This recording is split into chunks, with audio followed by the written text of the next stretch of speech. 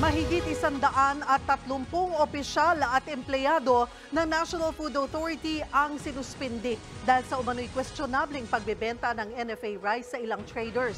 Nasa frontline ng balitang yan, si Shaila Francisco. 6 na buwang preventive suspension ang ipinataw ng Office of the Ombudsman sa 139 na empleyado at opisyal ng National Food Authority. Nag-ugat ito sa umano'y iligal na pagbebenta ng NFA rice sa piling traders. Kabilang sa sinuspinde si NFA Administrator Roderico Bioco. Sa inilabas na utos ng Ombudsman, nakakita raw sila ng sapat na batayan na suspindi ng mga empleyado lalo't malakas ang ebidensya laban sa kanila. Ang Department of Agriculture ang inatasang magpatupad ng suspension order. The preventive suspension will allow the Ombudsman to secure all the documents and other evidences relating, but not limited to, the sale of rice, buffer stocks, that is greatly disadvantageous to the government. Nagugat ito sa reklamo ni NFA Assistant Administrator for Operations Engineer Lemuel Pagayunan tungkol sa irregularidad sa pagbebenta ng buffer stock ng NFA. Sa sulat ni Pagayunan sa Office of the President, ibinunyag niyang binenta raw ang 75,000 sako ng bigas sa ilang rice traders.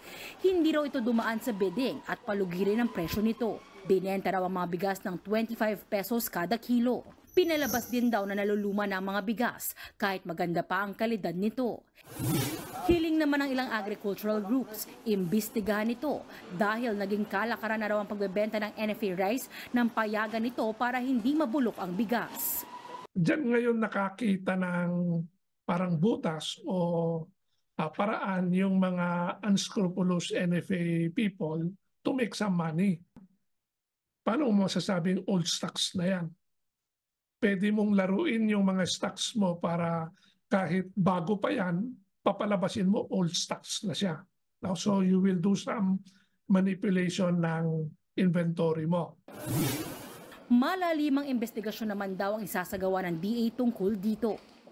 Si Agriculture Secretary Francisco Tiu Laurel muna ang mamamahala sa NFA sa gitna ng mass suspension sa mga empleyado at opisyal nito. Pagtitiyak ng DA tuloy-tuloy ang trabaho sa NFA, kabilang ang pamimili ng palay sa mga magsasaka para tiyaking may buffer stock o reserba ang ahensya. Nakatakdang imbestiga ng anomalya sa pagbebenta ng NFA rice sa Senado. Nagbabalita mula sa frontline, Shaila Francisco, News 5. Mga kapatid, Lucy Cruz Valdez po, maging maalam at may pakialam sa mga napapanahong balita sa bansa. Tumutok at mag-subscribe sa News 5 social media pages.